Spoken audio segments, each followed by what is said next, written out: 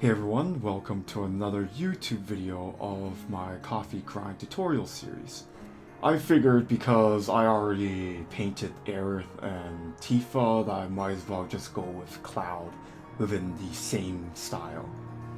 I want to briefly just talk about the usage of hue sliders and why I like to use them a lot, even in the face of a lot of people criticizing the usage of it and that it feels like it's not authentic.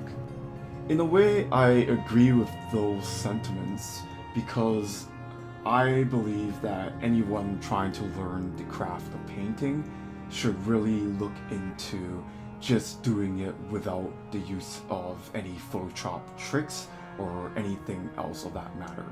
When starting out, it's more important to know the fundamentals and just be able to pick colors of what you need from the get-go rather than trying to fix it with hue sliders.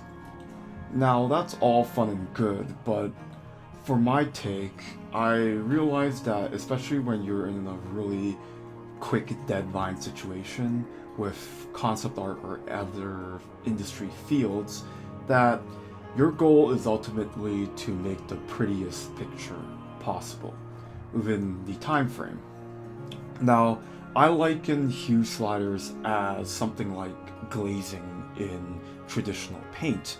For those who are not familiar with what glazing is, it's to create a very translucent layer on top of your painting in order to sort of affect the temperature, the colors of the layers underneath without making a really thick opaque layer to override everything you've painted before.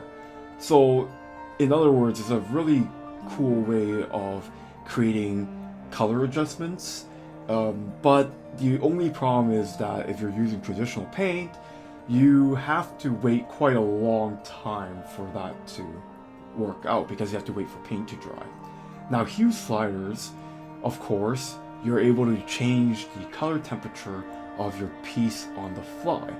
You might have noticed that even though the colors shifted quite a bit from my original underpainting, or the really quick sketch rather, it's still within the warm territory and the color temperature really hasn't shifted to the point where, oh, I am going to the blues from the yellows type of thing. Barring some extreme circumstances where it just isn't working, I will try my best to keep it within a reasonable amount with the hue sliders. And even if it is a bit extreme, ultimately, again, you are looking to be as fast as possible, and nobody's going to wait for you to repaint a whole piece at all times. So, especially for something really quick, anything from overlay layers to hue sliders to filters, that sort of thing is all allowable.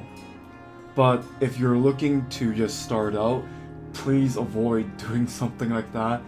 In fact, it is almost just better to paint over stuff because it creates certain textures that you might not have if you were to perfectly filter them out with hue sliders or other tricks. Anyways, hopefully that makes sense. I hope you enjoy the rest of the video, as this is the release of Final Fantasy VII Remake. Very appropriate, right? Thank you for watching.